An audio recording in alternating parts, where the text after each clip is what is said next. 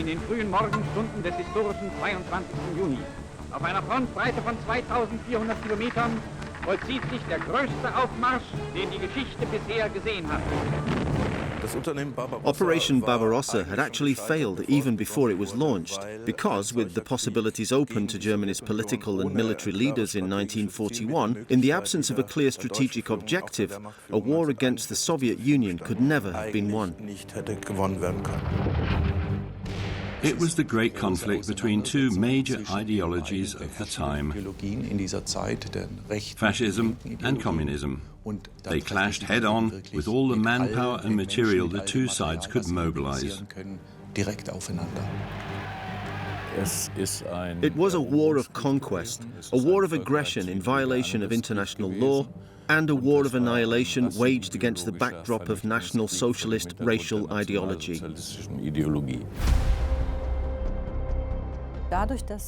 People in the Soviet Union thought, the Nazi regime has begun a war of annihilation, so there is no question of me ever being ready to compromise, because that compromise will cost me my life. Right from the start, it was an operation in which criminal behavior played a central role. The unusual, indeed specific characteristic of this operation is that law and morality were totally disregarded.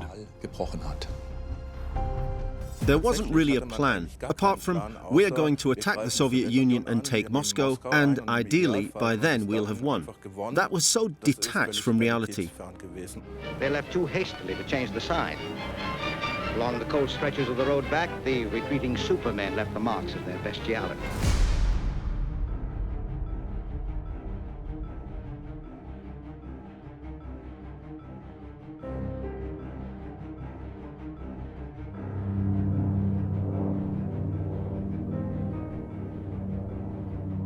At midday on August 23, 1939, a German delegation landed at Moscow airport.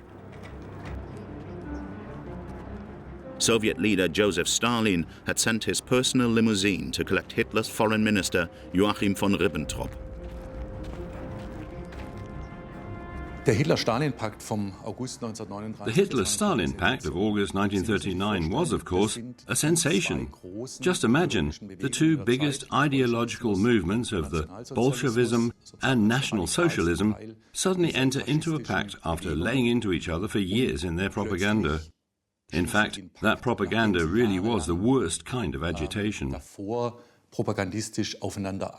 Not only from the Nazis, but also from the Soviets, through the Comintern. This rabble-rousing had been spread throughout Europe. Then, suddenly, the two were standing shoulder to shoulder. The German-Soviet non-aggression pact declared that neither government would ally itself to or aid an enemy of the other. In a secret protocol, it was agreed that borders in Eastern Europe would be redefined. The Hitler-Stalin Pact came as a major surprise. Basically, though, it was an incredibly clever tactical move by both sides, because initially each had managed to isolate itself from the other, so to speak, and each now had the backing of a treaty. The decisive factor, however, was that both parties had won time. Hitler had won time to wage his war in the West, and the Soviet Union had won time to rearm. That was actually a mutual promise. The other promise was the division of Eastern Europe. First of all, the pact smoothed the way for Hitler to invade Poland. Even before that campaign was over, Soviet troops marched into the eastern part of the country. The German Wehrmacht and the Soviet Red Army met in Brest-Litovsk. Nazi Germany could now obtain food products and all strategically important raw materials from the Soviet Union. In May 1940, the Wehrmacht felt powerful enough to confront the Allies in the West. After only a few weeks, France was forced to seek an armistice. Hitler saw himself confirmed in his self-chosen role as a brilliant commander. The legend of the blitzkrieg was born.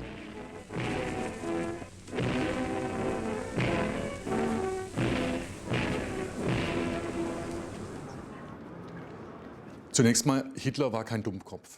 Hitler was certainly no idiot. He came from the very bottom, but had battled his way to the top.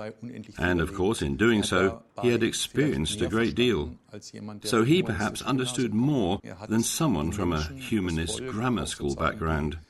He had been able to study people, the masses, and also socio-psychological mechanisms very closely. And what is interesting is that in doing so, he had formed an ideology which had nothing to do with reality, of course. However, he toned down this ideology somewhat and tried to use it tactically. He also made concessions to reality, and up until 1940, it had brought him great success. On July the 6th, 1940, the dictator made a triumphant return to Berlin. He had decided that his next step would be to conquer the British Isles and then, at last, wage war on the Soviet Union. That day, Colonel General Franz Halder noted in his war journal that it is now time to seek a politico-military basis for the future work of the General Staff. But in July 1940, Hitler himself had stated unequivocally that it was now time to act. Living space in the East and war in Eastern Europe, that was all quite clear. It had already been announced. On Hitler's orders, detailed planning really did get underway in July 1940. Various sections of the Armed Forces High Command had already begun thinking about how to approach the campaign, and so had upper echelons in the Navy. In principle, General Staffs plan within the political climate in their country, going through possible conflict constellations. And in this respect, the Third Reich was no different from other countries. Consequently, there were even considerations in the 1930s as to how a war in the East should be approached. On July 31st, 1940, in the presence of German military leaders, Hitler announced his decision to invade the Soviet Union the following spring. By now, the authority of the commander-in-chief was sacrosanct, even for skeptical military figures. The head of the Army General Staff, Franz Halder, was to coordinate plans for the Wehrmacht. Responsibility for a detailed elaboration of the operation against the Soviet Union was given to Major General Friedrich Paulus. Franz Halder and Friedrich Paulus were the implementing bodies of Hitler's ideological concept, or rather of his delusions. They were the ones who had to make these fantasies feasible. That was actually their crucial role. And the sad and terrible thing is that for professional military reasons, they did not understand this. Paulus was one of the leading General Staff officers who were involved in planning this operation, which at that time had not yet been given the name Barbarossa. Many areas of the military drew up their plans independently. Army High Command was only one of them. The Navy prepared its own plans, as did the Armed Forces High Command. These plans were then put together and presented to Hitler on December the 5th, 1940. The week before, Paulus had played through an initial plan for an attack on the Soviet Union. He wanted to convince the dictator of the need for a swift advance with armored units to prevent battle-worthy units of the Red Army withdrawing into the vast expanses behind them. Initially, that was one of many options, and at least Germany's military elite was set on ending the war with Great Britain and its empire. So there were three issues: the war in the air against the British Isles, the war in the Atlantic, and the war in the Mediterranean, plus Barbarossa, which sort of ran alongside. After 6 months, Hitler noticed that Barbarossa was stagnating. So he stepped on the gas, so to speak, and from December 1940 on, concrete plans for the invasion were forged. Prior to that, it had merely been an option, and Hitler himself had long hesitated. That was because he had stated how proud he was that Germany, in contrast to the First World War, was not involved in a war on two fronts. "We won't make the same mistake this time," he had said. But now, with eyes wide open, he was heading into precisely the same situation. The policy behind Hitler's Directive Number 21, Operation Barbarossa, was clearly the destruction of the Soviet Union and the conquest of territory up to a line stretching roughly from Arkhangelsk, east of Moscow, down to Astrakhan on the Caspian Sea. After the Red Army had been defeated, everything else was to be pushed back behind the Urals and the space thus created made available to German settlers. That basically was Hitler's plan, and it was on this plan that Wehrmacht leaders structured operations. An invasion of the Soviet Union seemed reckless, but the Wehrmacht saw the Soviet Union militarily as a behemoth with feet of clay that would quickly collapse after the first few reverses. The operation is only meaningful, Halder said, if we crush the state in one go. Our goal is to destroy Russia's life force. German military leaders like to plan a battle of annihilation. Ideally, this means engaging the enemy frontally, outflanking him on one or both sides, then encircling him and thus forcing him to surrender. With the fighting power of the enemy thus eliminated, the deployment of Red Army forces on the country's western border was evaluated on the same basis, and that assessment suited German plans perfectly. Once again, success was to be achieved with a blitzkrieg. German strategists knew that following Germany's invasion of Poland, the Soviet armed forces had rearmed extensively. By rights, they should have known that German soldiers would be facing one of the most powerful armies in the world. But they made a serious mistake. They underestimated the Red Army. We should certainly try to imagine the situation back then. The pitiful showing by the Red Army in the Finno-Soviet Winter War played a decisive role. It led German military leaders to think that the Red Army was not an adversary to be taken seriously. In November 1939, the Soviet Union had attacked Finland without any declaration of war. The aim was to force the country into the Soviet sphere of influence. The Red Army fought valiantly, but suffered heavy losses. Its troops had too few automatic weapons and no winter clothing, and the conflict claimed 120,000 Russian lives. Wehrmacht leaders saw this as confirmation of their assessment of the Red Army. There were definitely military figures who had long been molded by German military doctrine, including the arrogance towards Eastern Europe.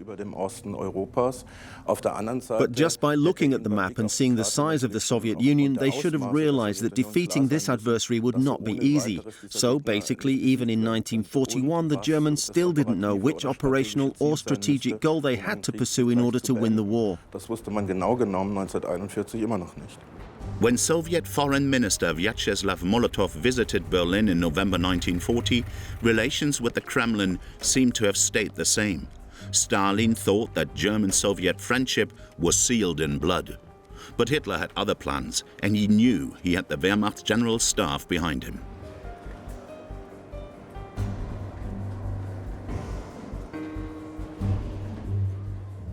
At the time, they could not see the Soviet Union as a serious military opponent. Thus, its military potential was staggeringly underestimated. In January 1941, Halder wrote in his journal, "They're still not clear about Barbarossa, but they're still going ahead with it." That, so to speak, was the military's traditional understanding of obedience.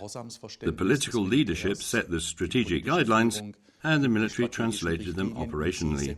And it is precisely what happened. Early June 1941. Stationed in Paderborn was a Wehrmacht supply unit under the command of Lieutenant Gerd Brügelmann. The 28-year-old officer from Cologne was a keen amateur cine photographer.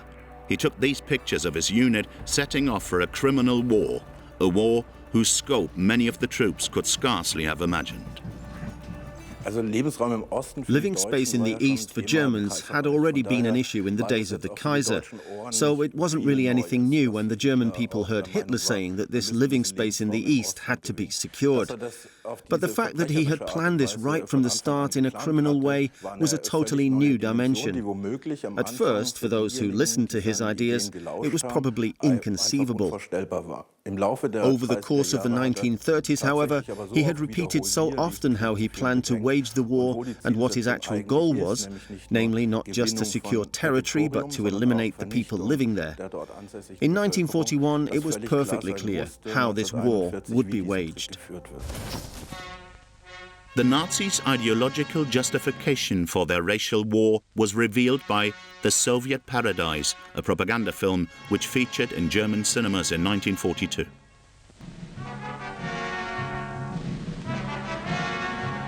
Wo früher blühende Dörfer standen, herrscht heute das graue Elend der Kolchose. Hier lebt der russische Bauer als Arbeitssklave auf dem Boden, der ihm einst gehörte. Das Vieh verkommt in verfallenen Ställen. Das sind die verhängnisvollen Ergebnisse einer über 20-jährigen Blutherrschaft der jüdisch-bolschewistischen Terrorklicke. The final battle against the Slavic race was to cost 30 million lives.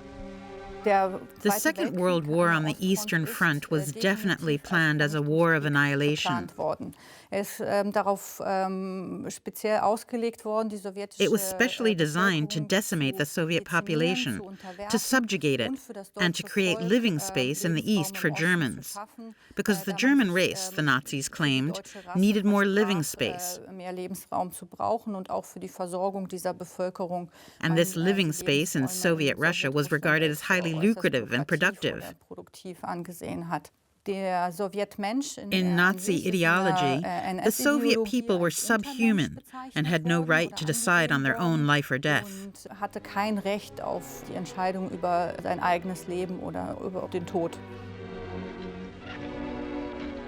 Auch das Leben der Menschen in der Stadt ist trostlos. Unmittelbar neben den kalten Prachtbauten beginnen die Wohnhäuser das Stadtbild zu beherrschen. In diesem Mietshaus am größten Platz der Stadt sind 15 Quartiere. Das heißt 15 Zimmer, in denen 80 Menschen hausen müssen. Die einzige Toilette für alle Mieter, sowie für das noch im Hause befindliche Speiserestaurant. Gerd Brügelmann and his unit traveled by train right across Nazi Germany to East Prussia. The invasion of the Soviet Union was scheduled for June 22, 1941. The unit's task was to help secure supplies.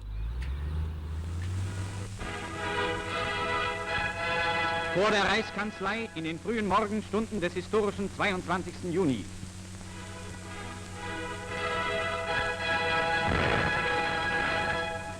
Das Haus des Rundfunks. Die Übertragung der Führerproklamation über alle deutschen Sender wird vorbereitet. Everything had been meticulously planned. The Germans were to be prepared for a new Wehrmacht campaign with a cock and bull story. The Nazis' top propagandist insisted on announcing the conspiracy theory himself. Das Reichsministerium für Volksaufklärung und Propaganda. Reichsminister Dr. Goebbels verliest die Proklamation des Führers. Sie enthüllt zum ersten Mal vor der ganzen Welt die Verschwörung zwischen London und Moskau gegen Deutschland. Der Führer zieht nach monatelangem Schweigen nunmehr in 12. Stunde die noch einzig mögliche Konsequenz mit den Worten: Ich habe mich entschlossen, das Schicksal und die Zukunft des Deutschen Reiches wieder in die Hand unserer Soldaten zu legen. Vom Nordkap bis zum Schwarzen Meer schützt nunmehr die deutsche Wehrmacht, zu Lande, zu Wasser und in der Luft, Seite an Seite mit Finnen und Rumänen, Europa. Italien schließt sich spontan an, ebenso die Slowakei. Auf einer Frontbreite von 2400 Kilometern vollzieht sich der größte Aufmarsch, den die Geschichte bisher gesehen hat. The Wehrmacht consisted of 153 divisions, the Red Army of 237. Operation Barbarossa could only succeed if the enemy was encircled close to the border and could be prevented from withdrawing into the vast expanses of the Russian hinterland.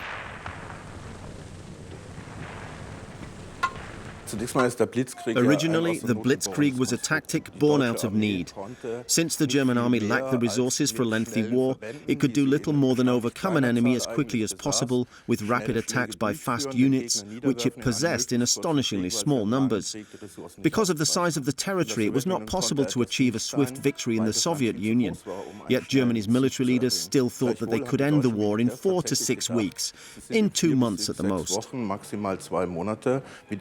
Die Spitze halt! Die Ortschaft wird von sibirischen Scharfschützen erbittert verteidigt. Nazi propaganda showed Wehrmacht units who had crossed the border from East Prussia into the Soviet Union and been involved in combat by the Red Army. When the blow came, it was from 5 different directions, and from the north, 1 extra, just for luck. That was the big day. As dawn broke, nearly 200 Axis divisions, more than 2 million men, plunged into a front 2,000 miles long, reaching from the White Sea to the Black. Their aim, the annihilation of the Red Army in a decisive battle on the frontier. The German General Staff knew full well, of course, that it had to be a short war because Germany would not be able to sustain a lengthy conflict, even though Hitler, I think, was of a different opinion. He was convinced that sooner or later the fundamental superiority of the German Wehrmacht would see the war won. That is why German operational plans had always been based on the swiftest possible end to the war, and the operational target was Moscow. Whether its capture would have had a decisive impact on the conflict is open to question, but it was the source of a dispute between Hitler and members of his general staff who basically thought solely along operational lines. In den frühen Morgenstunden des 28. Juni brechen deutsche und verbündete Truppen in einer Breite von fast 300 Kilometern durch die sowjetischen Linien. In zähen Angriff wurden die feindlichen Stellungen, zu deren Ausbau die Bolschewisten den ganzen Winter über Zeit gehabt hatten, aufgerissen und aufgerollt. In his war journal, the head of the General Staff, Franz Halder, wrote, "It seems like the enemy has been tactically surprised all round." Die Angriffsoperationen finden in einem weiträumigen, welligen Kampfgelände statt, das oft von schwer zugänglichen Wäldern durchsetzt ist. Die erbitterten Gegenangriffe werden mit schweren Verlusten für den Feind abgeschlagen. The invasion of the Soviet Union in the summer of 1941 was a clash between 2 great armies who had been trained quite differently and, above all, whose level of field experience was also quite different. Over almost 2 years, and this, I believe, is the decisive point, the Wehrmacht had fought one campaign after another in the shortest possible time, and it had also gone through a rearmament phase, in which it had been systematically modernized. Artillerie nimmt die ersten Bunker der Stalinlinie, die als Bauernhöfe getarnt sind, unter Feuer. The old Soviet border had been fortified with bunker installations. For days, the Red Army had prevented the Wehrmacht from breaking through, so German losses were high. But Nazi propaganda never mentioned this. Mit der Infanterie und den Pionieren gehen Panzer vor.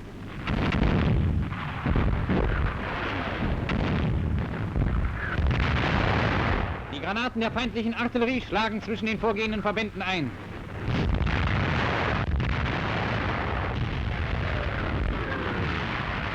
On the one hand, it was a huge army, but on the other, it lacked qualified leaders.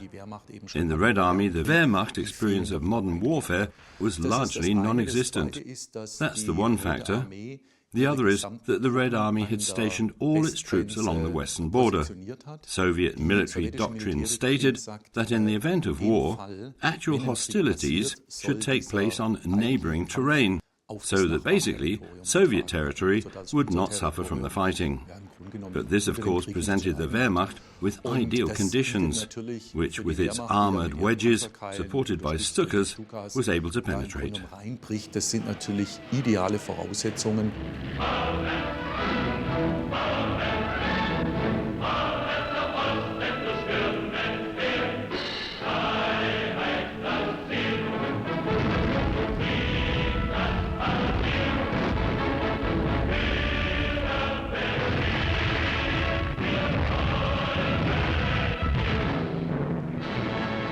In reality, what was stylized in Nazi newsreels in the name of Hitler looked quite different.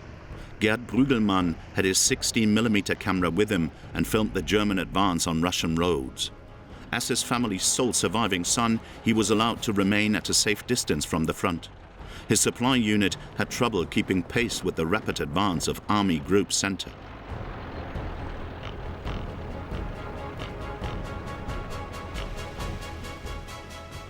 so there was only ever a short time for break before his unit moved deeper into the Ukraine.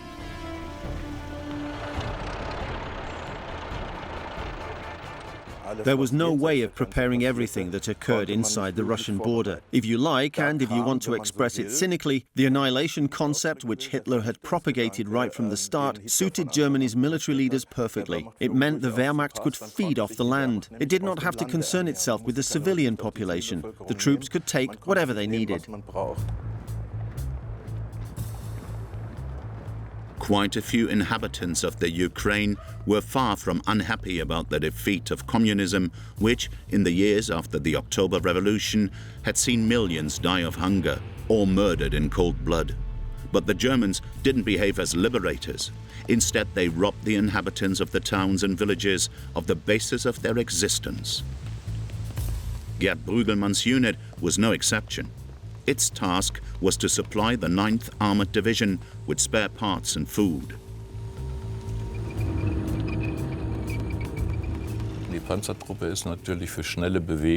Obviously, the armored units were particularly suitable for rapid movement, so they were important for encircling operations, which at the start of the campaign were successful. However, I feel that the image created by the armored units paints a totally inaccurate picture of the Wehrmacht. Because if we look at the Wehrmacht in 1941, it was largely a mounted army. It had around 600,000 vehicles of all kinds, but it also had exactly the same number of horses, which were used especially in combat territory. The artillery needed them to pull its guns. So, as far as the majority of its units were concerned, the Wehrmacht was essentially a mounted army.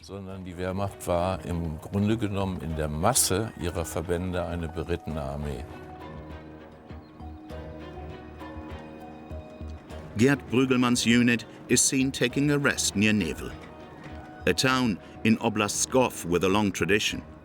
On July 15, 1941, only 3 weeks after the start of the campaign, it was occupied by the troops of Army Group Center.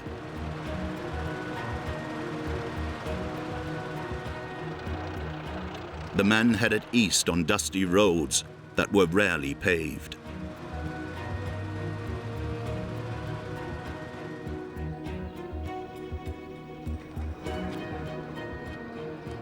When the conditions proved too much for a Wehrmacht truck, the villagers had to help get it back on the road. Such scenes were a portent of what lay only a few months ahead for the Germans. As yet, though, Hitler's military machine was still rolling forwards. The Barbarossa plan foresaw an armored thrust towards Leningrad, Smolensk, and Kiev. At the same time, the main forces of the Red Army were to be destroyed through the encirclement of vast areas. The reason why at the beginning of the war the Wehrmacht had so much success with major encirclement battles was because its troops knew exactly what they had to do. That's because fighting a battle of annihilation corresponded to the old German military doctrine of first engaging the enemy frontally, then outflanking and encircling him. And the Wehrmacht was well equipped for this. It had fast units headed by tanks, which performed these flanking and encircling movements. The mass body of troops who were either on foot or mounted then moved up to complete the ring. Hundreds of thousands of Red Army troops were captured in this way. These pictures were taken after the fall of Kiev by an unknown amateur cine film enthusiast advancing with the 6th Armored Regiment. In my opinion, there are basically 3 reasons why the Germans took so many prisoners in the first months of the war. Firstly, with their shock troop tactic, the Germans were able to advance at specific points, outflank the enemy left and right, and create an encirclement area containing enormous numbers of enemy soldiers. Secondly, the Soviet forces were poorly led by young commanders who had only been trained in the 1930s had no frontline experience, and at times had no idea what was going on. They simply had to learn from the situation they were in. A third reason is the rigid tactics of the Soviet forces. The order would come to stand firm at the front, and the Red Army's standardized officers didn't dare to retreat. However, as a response to the actions of the Germans, from a tactical point of view, this was probably expedient. 8 years of Nazi propaganda were taking effect. Most German soldiers saw their prisoners not as equal adversaries, but as low-life scum who did not deserve to be treated respectfully in accordance with the Hague Convention.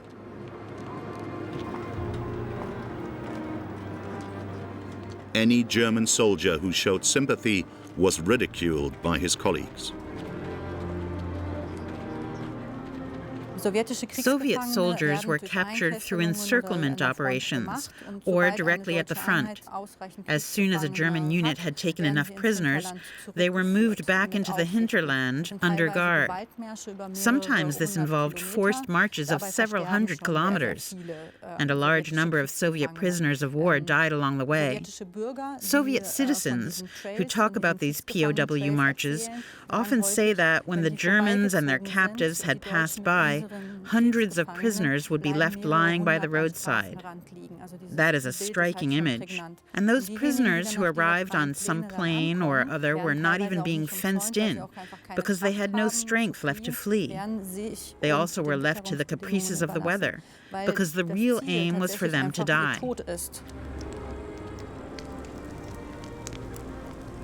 Cameramen with the Nazi propaganda machine took footage like this to show cinema-goers in Germany what Judeo-Bolshevik subhumans looked like.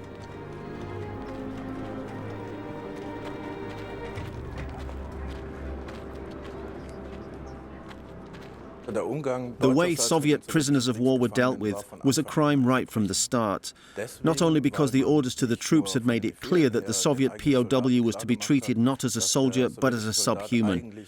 The entire litany of National Socialist racial ideology came into effect, passed on to the troops not from some Nazi party office, but from the Wehrmacht leadership, from the head of the Armed Forces High Command, Field Marshal Keitel himself. And High Command had not made any provisions for feeding Soviet prisoners of war. It was simply assumed that they would die. The plan really was to decimate the Soviet forces and take as few prisoners of war as possible, because they would also have to be fed and looked after. That was never even a consideration where Soviet POWs were concerned. The picture we often see of a huge mass of desolate Soviet prisoners on an open field, grabbing at the bits of bread that were being thrown to them, really was something that frequently took place in the first months of the war, because that's precisely what had been planned beforehand. But the reality, of course, was never shown. What was so perfidious, however, was that Soviet prisoners had to dig a hollow in the earth with their bare hands to try and get a bit of protection from the weather.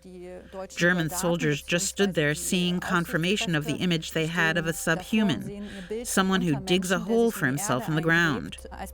It was disgraceful not only that they reduced prisoners to such a state in the first place, but also that they then saw their image of the Soviet soldier confirmed. Those who survived the horror of the death marches were sent to Germany and interned. In August 1941, Propaganda Minister Goebbels visited a prisoner of war camp near Riesa to take a personal look at the subhumans.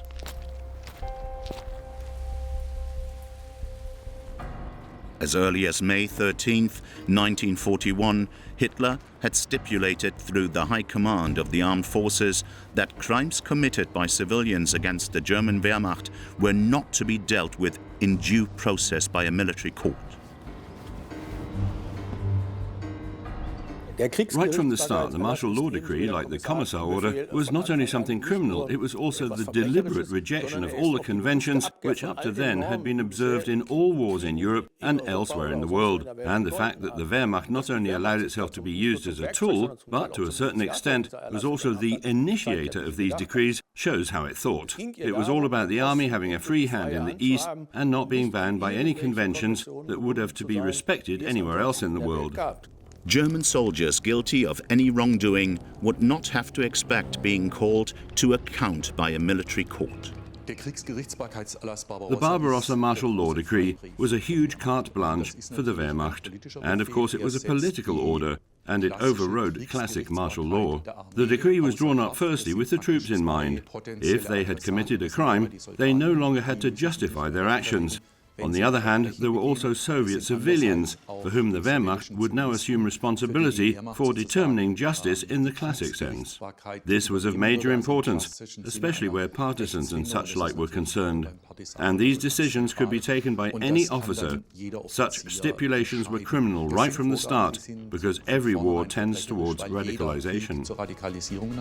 In particular, partisans in civilian clothing who were fighting the Germans from the forests were thus fair game. On July 27, 1941, a German soldier wrote, "The Russians are tough adversaries.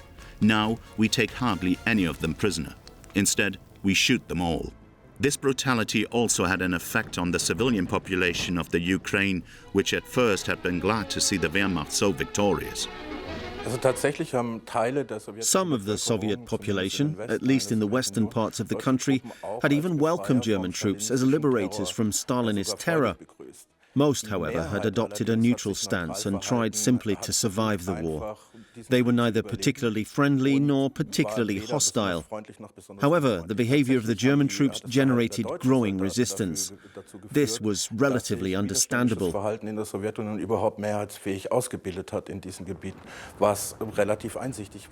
These foreign soldiers turn up, destroy my home and deprive me of my livelihood.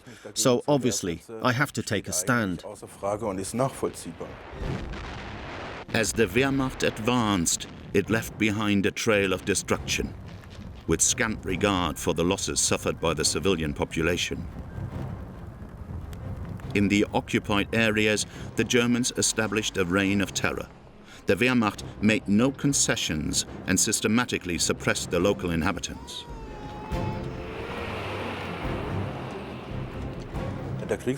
The martial law decree stipulated that any crimes committed by the Germans or their allies would not be prosecuted. It created a state of lawlessness. Soldiers could do what they wanted. The commissar order decreed that any political commissar with the Red Army who fell into German hands had to be shot. Both orders were a license to commit murder. Beides sind Mordbefehle. Sowjetsoldaten, die sich Zivilkleider anzogen, ihrer Gefangennahme zu entgehen. Die politischen Truppenkommissare hatten ihnen eingeredet, dass die Deutschen die Gefangenen zu Tode marterten. As early as June 6, 1941, the Wehrmacht leadership ordered that political commissars with the Red Army were not to be treated as prisoners of war.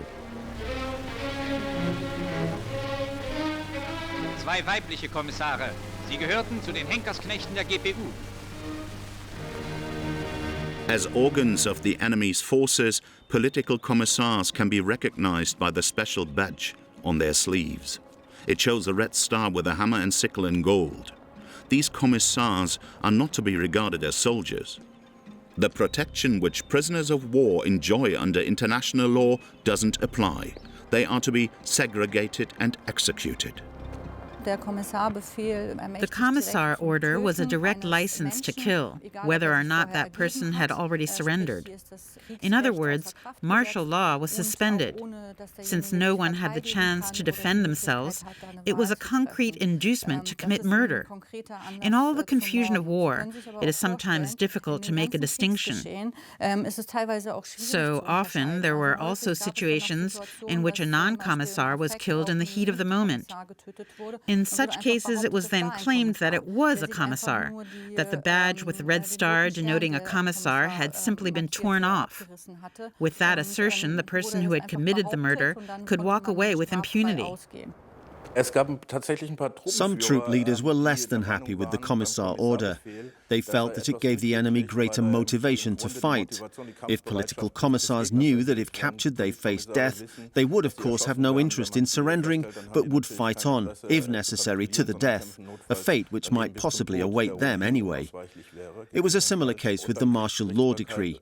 Troop leaders believed it provoked resistance among the local population in the first place. But we have to make a distinction, because large numbers even of this military elite had no problem at all when communists or Jews were involved.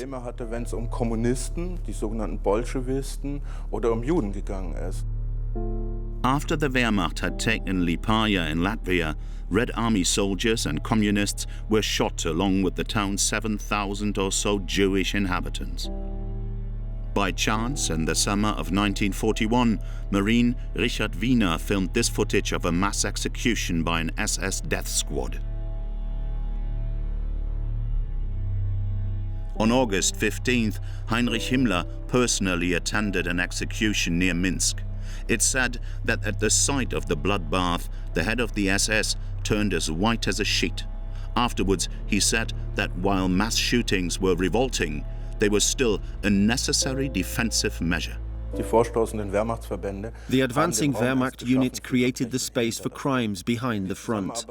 In general, cooperation between the leadership of the Wehrmacht, the various operational headquarters, and the death squads went smoothly. To a certain extent, the death squads were accepted in order to avoid security units needing to be stationed behind the front.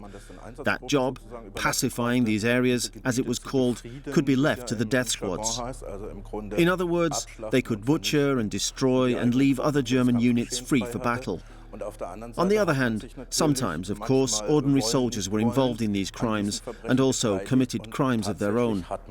So the idea of an unsullied Wehrmacht is a post-war myth that has been propagated in Germany for decades. At no time was the Wehrmacht ever unsullied. Many German soldiers were beginning to feel oppressed by the vast size of the Soviet Union and its seemingly endless expanses. The Red Army was fighting the German military machine with a courage born of desperation, and the Wehrmacht was suffering severe losses.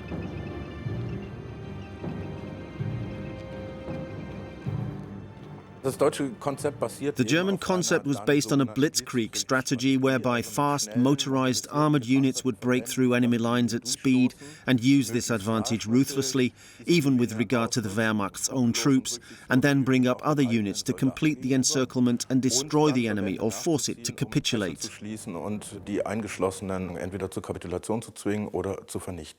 This was not only a tour de force, it was, of course, also an approach that was particularly aggressive and perhaps especially masculine. But it did not spare human life, not even the lives of the Wehrmacht's own troops. This explains why German losses in men and material were so high. By mid-August, the three army groups had lost more than 200,000 men. The 6th Armored Regiment also suffered huge losses. The Nazi leadership saw this as no reason to tone down the euphoria of victory. Germany's military leaders were so impressed by these initial successes that, after 2 weeks, Halder noted in his war journal that no war has ever been won as quickly as this one. This, I think, shows that the highest German command structures had totally underestimated the situation. No matter how many prisoners were taken, how many tanks and guns were destroyed, they simply did not expect the Red Army to reorganize time and time again. The fact that Hitler repeatedly intervened in these scenarios and that to a certain extent, at least where operations were concerned, Wehrmacht leaders were of a totally different opinion, shows quite clearly that the German leadership had absolutely no idea what the strategic goal of the war was supposed to be. When Hitler paid a visit to his troops in the Ukraine in late August 1941, it was already dawning on Chief of General Staff Franz Halder that taking Moscow would be no easy task. Feeling slightly resigned to the situation, he noted, "If we destroy a dozen divisions, the Russians will simply assemble a dozen more." The story of the Second World War is, of course, also the story of Hitler's emancipation process as a quote-unquote great commander, a role he assumed for himself. Naturally, he did have a certain amount of military experience, but on the other hand, unlike all the officers on his general staff, he had never had any systematic training, and, not to be too blunt about it, he was not prepared to think logically, but only within his ideological framework. It must be admitted, however, that he was a great dominator of people, and he also managed to assert his dominance in these smaller meetings in a literally uncanny way. The German troops still cheered their commander-in-chief, and in private the dictator still boasted that, by and large, the war in the East has already been won. Moscow will be razed to the ground. But appearances were deceptive.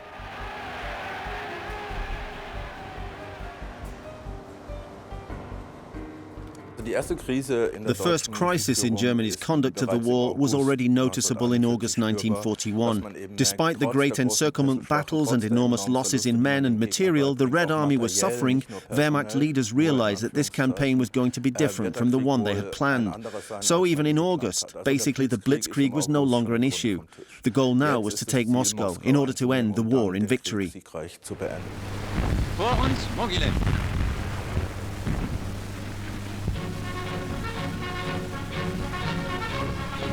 Von einem Kornfeld gedeckt geht es vorwärts. Der Weg in die Stadt ist freigekämpft. Allein bei diesen Kämpfen wurden über 35.000 Gefangene gemacht. Sowjetischer Rückzug bedeutet völlige Zerstörung. Auch Mogilev ist zum größten Teil vernichtet. From Mogilev, it was still another 600 kilometers to Moscow, and the rainy Russian autumn was approaching.